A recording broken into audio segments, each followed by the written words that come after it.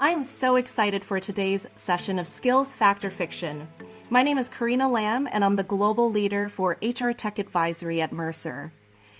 Today, we have an incredible session. We are here joined by Mercer, AKT, and SAP to focus on sharing the world of skills-powered organizations.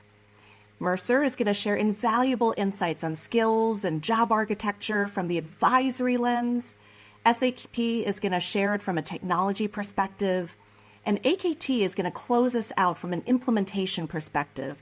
The things that we need to know, the guidance of all of it that brings everything to life.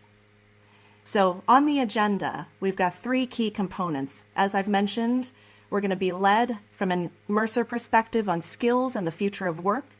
Then SAP Success Factors, we're going to give a spotlight from a product perspective. And then last but not least, the implementation guidance by AKT. So without further ado, I'm going to pass it over to Brian Fisher. Brian, over to you. Thanks, Karina. Yes, I'm excited to be here. I know I'm one of three additional presenters here today. So my role and what I do is, while I am based in the U.S., I have a global responsibility to advance skills-powered practices among our clients globally. Now, I come from a talent and workforce advisory and strategy background, so not a heavy technology background. However, front and center of every client conversation that I have is how do we enable our talent strategy? How do we enable our skills-powered practices through technology? And so looking forward to the rest of the conversation, hearing from Rebecca and Eaton as we go today. So I'm going to jump in. Hey, Karina, I'm going to ask you, maybe a little true or false. We talked about this being fact or fiction. So, here, true or false? There's no wrong answers. Today's HR practices are skills-based. What do you say, Karina? We did not rehearse this. I'm going to take a wild guess and say true. Okay, true. Okay, well, that's not surprising because I know you are out and about. You read a lot of journal articles. You attend a lot of conferences and attend a lot of webinars like this. And so if you read the headlines, absolutely, HR processes are skills-based. Now, there's a little nuance there, right? Is it all skills-powered practices or are all HR processes powered by skills?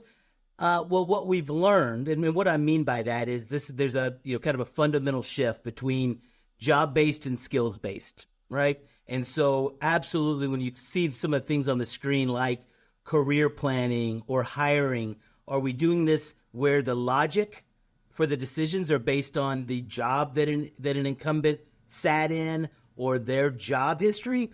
Or are we now hiring or planning our workforce or resourcing projects based on skills? Now, here's what we learned in our survey. This survey is yet to come out. We just concluded it over the past month, but 7 in 10 companies said, yes, we consider skills when it comes to career planning and talent acquisition and performance management. A little bit fewer said, yes, we do it in learning. About half say they consider skills in reward, succession management, and workforce planning, but only about a quarter consider skills when it comes to projects and gigs and staffing projects or also designing work. Now, the question that we asked was, are you incorporating skills into these processes? I do want to say I think there's a little bit of fact or fiction even in this data, because when we dug deeper, and let's just take rewards as an example.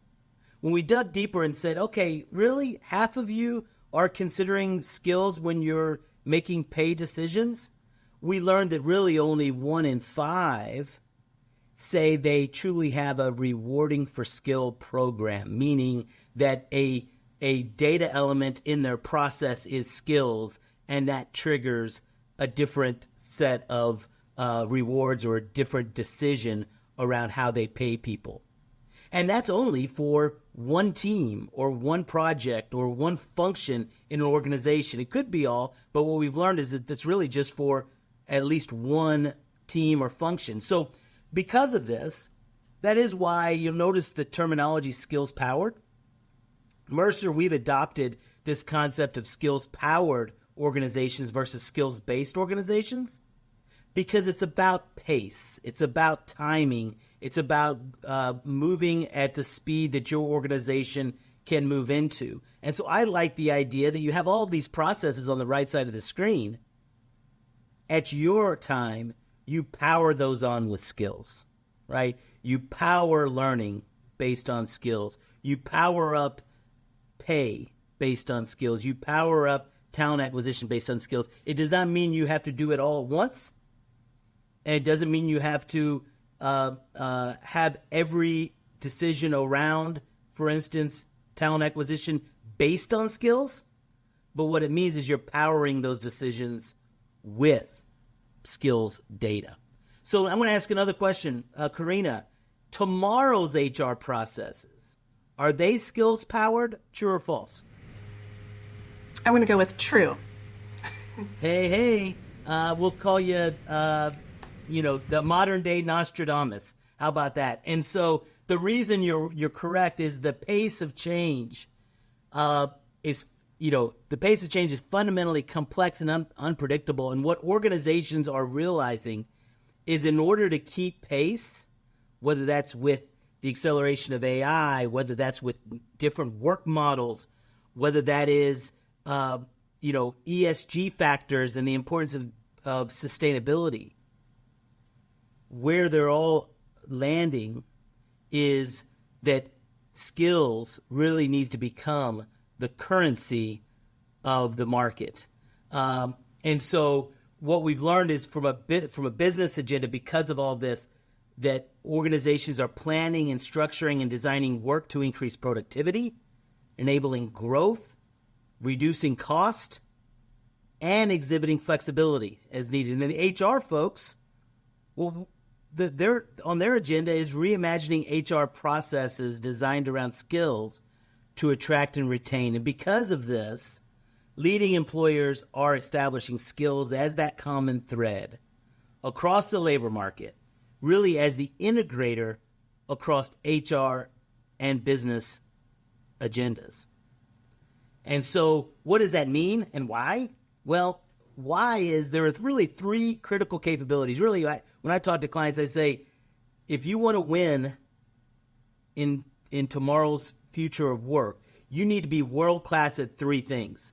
You need to be world-class at designing work. That means considering how AI and automation is upon us. How can you leverage that in order to redesign work in an optimal way? You need to be world-class at developing skills because the pace of change is so quick. You need to very quickly develop the skills that are most valuable to your organization and to your customers. And you need to deploy talent. So you need to be lightning fast at shifting and being flexible on deploying talent to the most urgent needs of the business. Now, I want to jump into how AI is really impacting each of these three. And so when we talk about designing work, AI is really one of the prime movers here. Because of AI and automation, organizations are constantly reviewing how work is being done. Now, these aren't just simple improvements, right? We can say, hey, Brian, I'm going to give you this chat GPT. How does that help how does that help the work that you do? And I might say, well, yeah, it can make me more efficient. I can write articles quicker. It's a good first step. But what we believe at Mercer is that organizations that have a standard and established process to deconstruct work at first, right? If you just say, hey, finance function, here are some AI tools. How can that help you? what you need to do first is you actually deconstruct the work into tasks and skills. And when you have those tasks and skills, that's when you can say task A, task B, task C. How can we do those differently? Can AI or automation augment, replace that task? How could we, from a talent model perspective, deploy that task or delegate that task in a different way? And when we truly look at AI and automation and also new talent models and new ways of working, and we look to, again, we look to for work substitution or augmentation from an AI perspective, alternative talent models like shared services, agile talent teams, internal talent marketplaces, and then ultimately try to redeploy work to lower levels. Well, what happens is you're able to reconstruct work, whether that's a project, gig, or a new job, that it optimizes those new ways of working. And the key thing there is the ROI in the work design phase is all about, is measured in terms of capacity release, cost reduction, productivity, and increase in labor agility. And so as I move on, so we talked about how AI is really driving how we design work. AI and its role on developing skills. For sure, when it comes to developing skills here, really there's 4 things that you need to do to be able to develop skills. And those are, you need to identify the future skills. Well, AI is able to do that, right? You're able to look in the external marketplace, see how skills are emerging and waning, what's around the corner. You need to be able to inventory your current skills. You need to be able to analyze the gaps, and then you need to develop learning pathways. AI, and we'll hear a little bit about from SAP SuccessFactors on their functionality here, allows you to use inferred skills to understand the current skills of your workforce, able to compare work versus the employee skills in order to analyze those gaps, and then embed skills in learning curriculum and learning activities to ensure that you have personalized learning pathways for individuals. So really, skills and AI are really changing the game as it relates to how do you develop skills. And then how you deploy skills. What's really important here is how can we flex and how can we be agile and flex more talent to projects, gigs, or work that is deemed most important. This really unlocks productivity as you flow talent around the organization. SAP SuccessFactors, as we'll hear a little bit later, has the opportunity marketplace, which is designed to do just that. And it's really driven on AI, right? It's driven on the Talent Intelligence Hub and the intelligence at the skill level about matching people to work, people to learning, people to development. And that's how AI is able to help deploy talent in the new future of work. Now, how do organizations do this? Well, the key here's a couple keys. Organizations oftentimes are trying to they sometimes will put skills in a box, and they might think of only one of the 3 columns on the right. They might say, "Oh, we want to use skills to develop and reward, maybe from a career pathing perspective." Or we want to modernize our talent deployment in the 4th box, like around talent acquisition. And what we know is you can make great strides on any individual use case and gain a lot of benefits. But what is true is you won't be able to create sustainable value and do skills at scale without going to the far left and ensuring that you're aligned on your vision and prioritization of how you're using skills.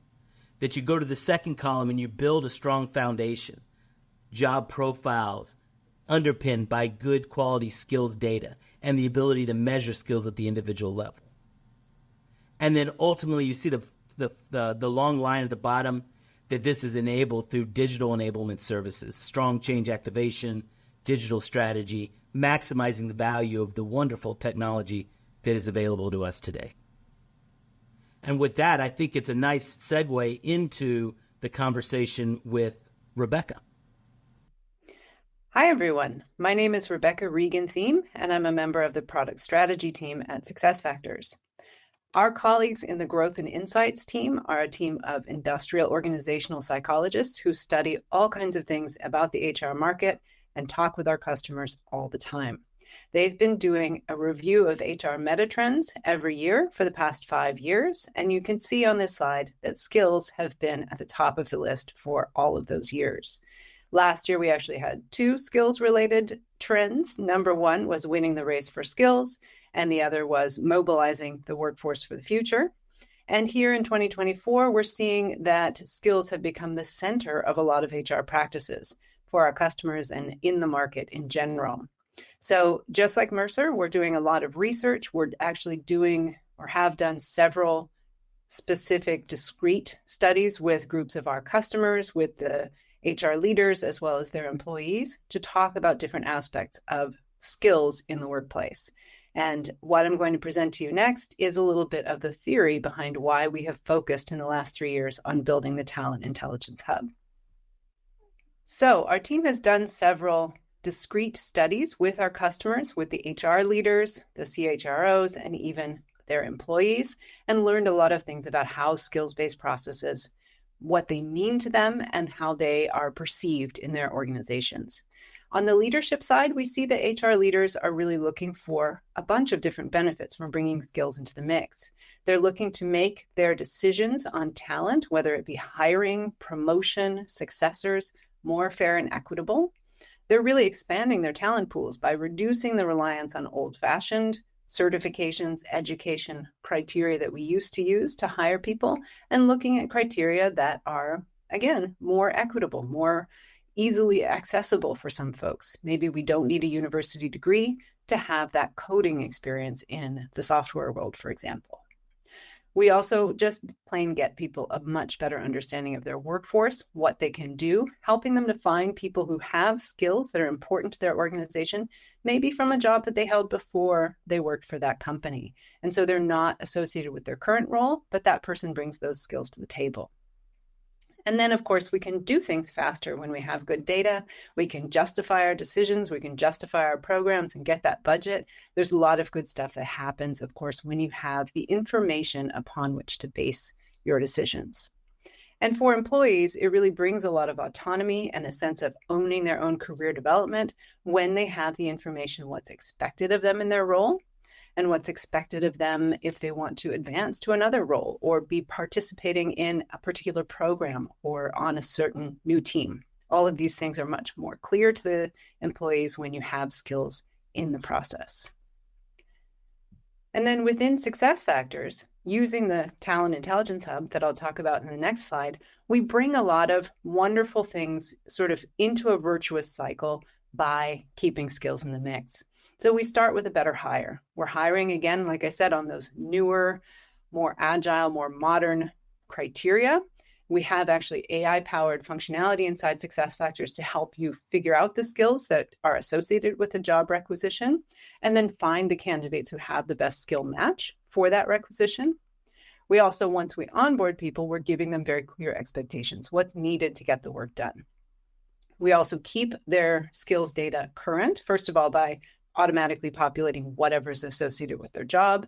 And then additionally, within SuccessFactors, we have some AI-powered functionality coming in the second half release that helps people who are using the continuous performance management module to get skills automatically suggested to them in the growth portfolio in Talent Intelligence Hub, so that they can say, yes, I do have that skill, or yes, I do want to get that skill.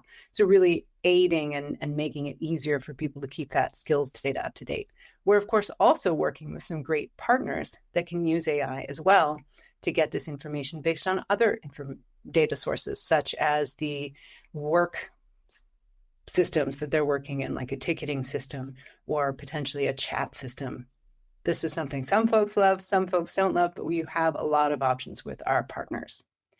Then we have inspiring recommendations coming throughout the SuccessFactors system and throughout your processes, so I can get great growth and learning recommendations in Opportunity Marketplace based on the things that I say I'm interested in, the skills that I have, things that maybe I have a little bit of a skill gap between what my level of proficiency is and what's the level expected from my job. All of these things drive great recommendations and really guide people in their career growth. And then when they do those growth opportunities, we're tracking that engagement so that we can see that someone has really been practicing a certain skill. And we can also see when they've maybe let that skill fall a little bit by the wayside. They're not using that particular skill that much. And that can be used to get a sense of really who are people who are very current in their proficiency. And then those folks are going to be the ones you not only are hiring people from the outside, but we're going to use skills to help you staff those agile dynamic teams and increase internal mobility, help people really know who's in the workforce who can help meet a particular need at a particular time. So this virtuous cycle, really each of those steps enriches the data that's going into the next steps, making all of this really just a great, rich data source over time. So how does SuccessFactors make all this happen? We use the Talent Intelligence Hub. This is functionality in your platform in SuccessFactors that supports understanding the job architecture. So we have Job Profile Builder, where your job roles and job families and that mapping of skills to roles is going to take place. And then we have Talent Intelligence Hub, which consists of the admin side, where you're going to set up your skills library, or you're going to be bringing in a skills library from a partner such as Mercer or an AI process. And then you also have the user experience, the growth portfolio, where people see the skills that are expected of them. They can add more skills. You can see the timeline, and they can actually also get those recommendations for upskilling directly in that experience. So Talent Intelligence Hub has this user experience for both admins and employees, but it is also itself a data model and that data source. And that data source really interacts, as I've already described, with all the different solutions inside SuccessFactors, everything from recruiting to onboarding through to learning and development. You can include these things in performance and goals so that you can do some skills-based pay. And of course, in succession and other internal sourcing situations, you've got that data model and that data from Talent Intelligence Hub available. In addition, we are also bringing Talent Intelligence Hub data into other SAP solutions, such as Fieldglass, where people can be rated on the same skills using the same library that you've set up in SuccessFactors.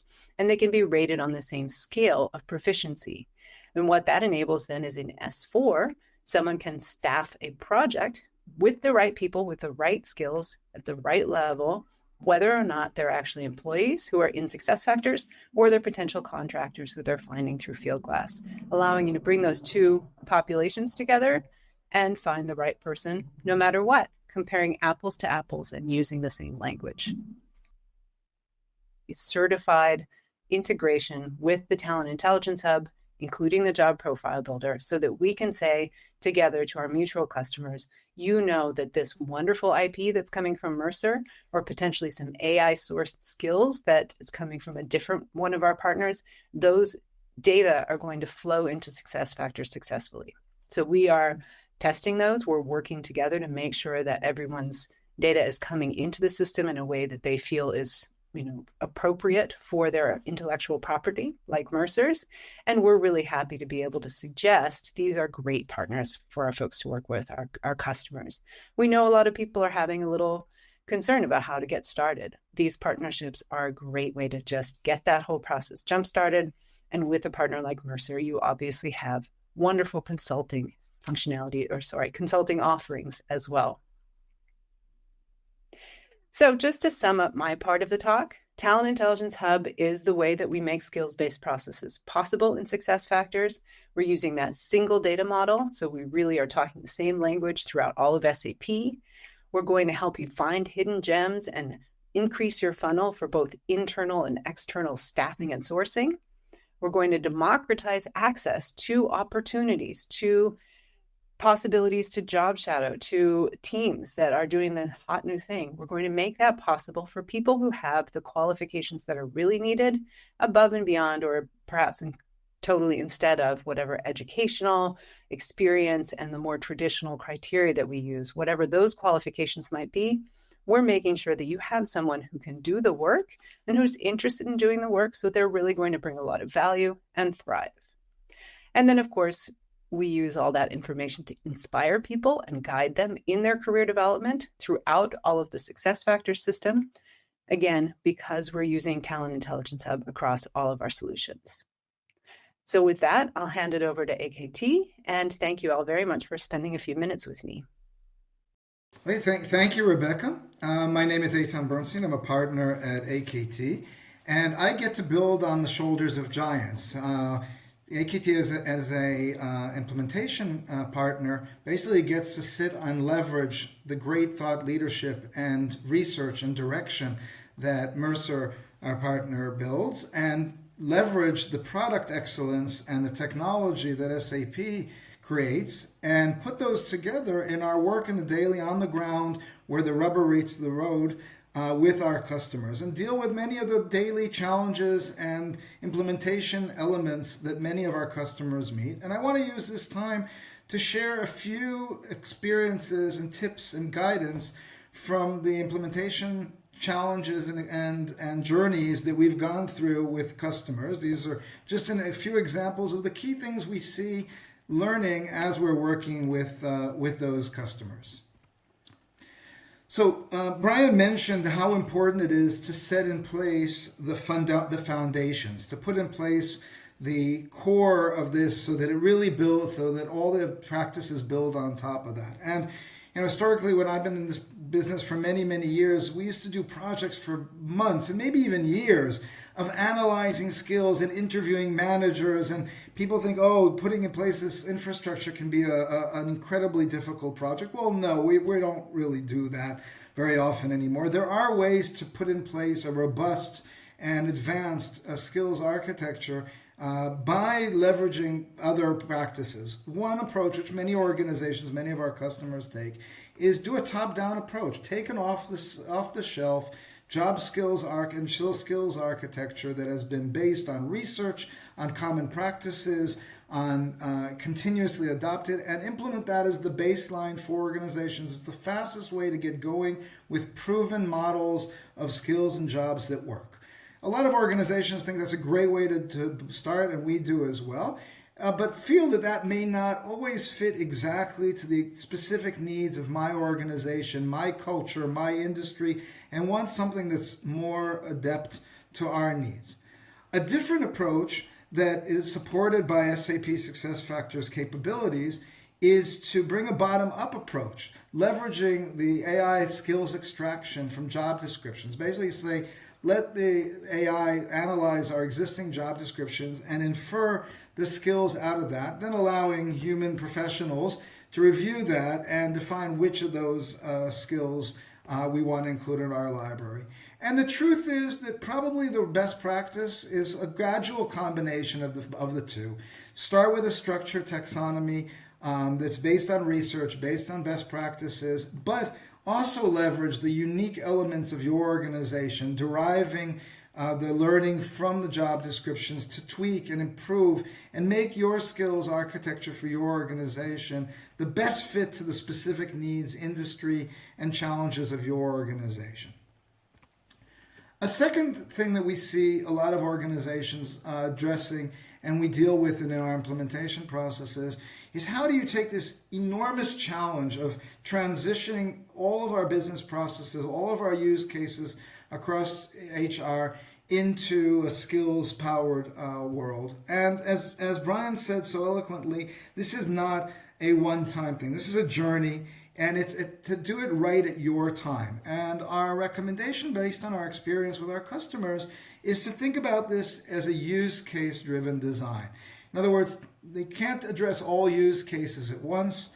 You can't roll this out across all the different business processes in one day. It's a journey. And looking at this as a use case step by step and building a realistic roadmap is really critical doing that. And think about which use cases create the most value for you in the short term, which ones in the long term, which ones build on top of each other. And really important from our experience is not just think about the long-term result and the long-term vision, but actually how deploying skills in each specific use case generates real value and builds confidence for the next use case. Because this is a long journey, because there are many steps in this implementation, because the results don't necessarily get achieved in any use case overnight, it's really, really critical that each one of the use cases, when implemented, shows real value and builds confidence both in the professionals rolling this out and in the managers and individuals in the organization that this is creating value, this is adding things to the organization, and not saying this will only create value when we have the entire suite rolled out and everything working. That's really important in both selecting which use cases to start with, and also in making sure that you're really extracting and showcasing and building confidence out of each use case before moving on to the next one, so that you're gaining the momentum and building the confidence to do that. The third thing relates to the way SuccessFactors modules interact with each other, build on top of each other, and so on. So Rebecca introduced the Talent Intelligence Hub in her slides. Now that's a really important foundation that many of the modules, as she showed in her slide, build on top of. There are interdependencies between those modules and connections as well. And so selecting the roadmap to roll the different modules out and connect the different modules to the Talent Intelligence Hub and leverage the skills, it requires thinking about how will this impact each of the processes. How does each standalone process benefit from the former ones or the next ones? And when is the right order to do things? And it's important to understand that this is not perfect from the beginning. And so allowing for imperfection where one module and one use case already is skill-based and some of the others are not yet. And of course that will get criticized. Wait a minute, why isn't this all working that way? Well, because it's a process. And a lot of organizations are dying to already have the full-fledged value of the opportunity marketplace, right? That's the vision for many organizations, is that dynamic ability of individuals and across my organizations to see skill-based growth opportunities and deployment opportunities. But of course, that takes time to build up and it needs to sit successfully on top of many of the other modules. So take that into account as you're planning your roadmap and as you're setting expectations for the project team and for the executives and sponsors and customers of the project. A fourth really important thing is to include the skills-related analytics in the work you do from the beginning. Changes of skills in the organization take time. They don't happen overnight. And they're the result both of deliberate interventions like recruiting specific skills or promoting people with specific skills or reskilling and upskilling projects, right? Or learning development and so on. But they're also the result of unintentional events. Specific groups of people leaving the organization, changes in structure, divestitures, and so on may cause loss of skills in the organization or changes in the mix of skills across the organization. So it's not all just planned and not all by design. And therefore, as you're rolling out your skills-powered organizational strategy and roadmap, it's really critical from the beginning to have in place the analytics to be able to track how, as you're rolling this out, how different interventions and different additions to your technical capabilities on SuccessFactors get immediate feedback on those changes and can make the appropriate adjustments to your focus, to where you're spending time and energy. This is really critical, just like analytics in general, but putting in place from the beginning and not when we have all the data, we'll start measuring it. No, from very early on, it's essential to support this journey and the roadmap with the data and analytics and visibility and be able to present that to the different stakeholders of the project so that you can show the value as it emerges out of this investment.